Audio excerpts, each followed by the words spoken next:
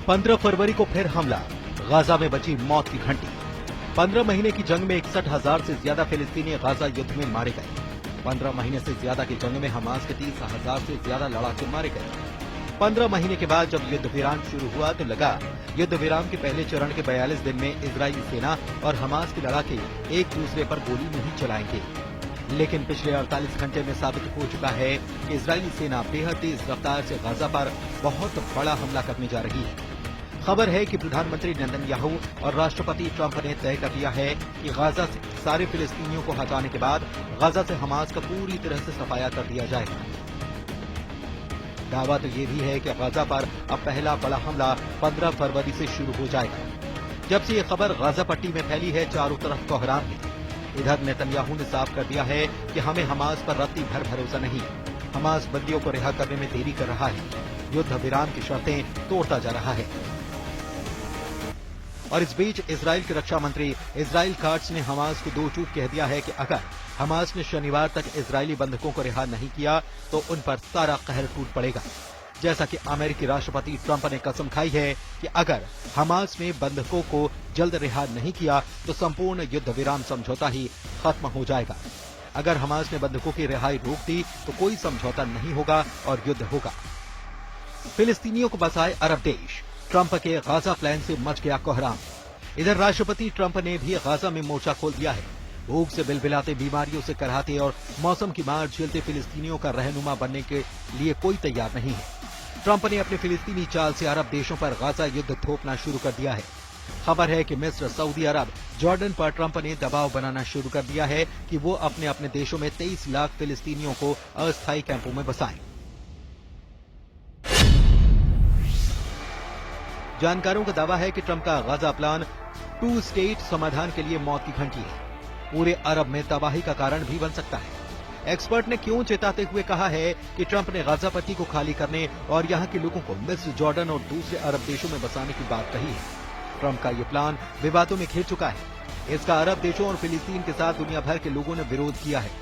America के करीब Jordan और सऊदी जैसे मुल्क भी इस प्लान को देखकर बौखला गए हैं। ट्रंप के इस फिलिस्तीनी प्लान से अरब देशों में अशांति फैल सकती है।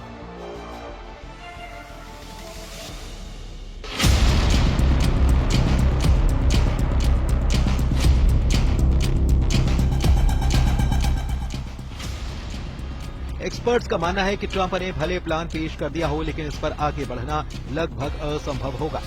गाजा में 23 लाख से ज्यादा लोग हैं। इनमें कई हजार हमास, PIJ और दूसरे सशस्त्र समूहों के सदस्य हैं। इजराइल से लगातार लड़ रहे इन लड़ाकों को अपनी जमीन छोड़ने पर मजबूर करने का कोई तरीका अमेरिका के पास नहीं है। अमेरिका अगर फिलिस्तीनियों को गाजा से जबरन हटाने का प्रयास करेगा तो विद्रोह भड़कना तय है और इससे निपटना कितना मुश्किल होगा उसे वो अफगानिस्तान में देख चुका है।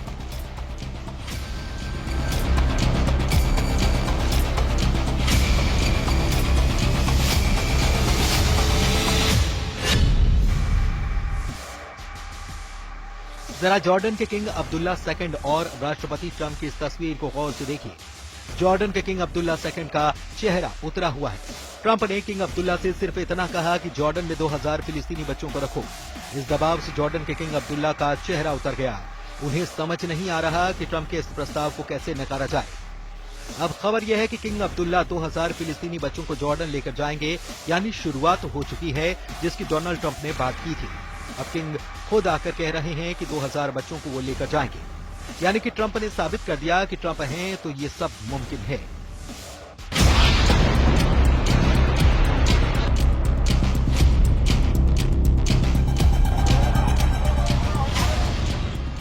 अगर जंग के लिहाज से देखा जाए तो इजराइल ने गाजा के एक बड़े इलाके पर पूरी तरह से कंट्रोल कर लिया है।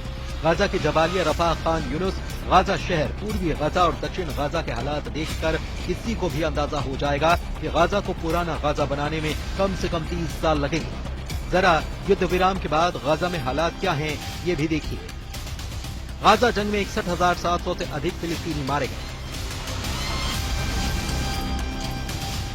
61,700 से ज्यादा फिलिस्तीनियों में 17,400 से अधिक बच्चे हैं, जबकि हमास की 24 बटालियन में शामिल 30,000 लड़ाके 15 महीने की जंग में मारे गए हैं।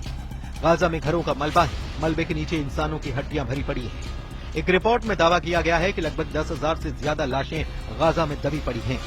गाजा में 15 महीने के बाद लागू हुए युद्ध विराम के बाद लोग अपने घरों को लौट रहे हैं, जो इजराइल की बमबारी की वजह से शिविरों में रहने के लिए मजबूर थे।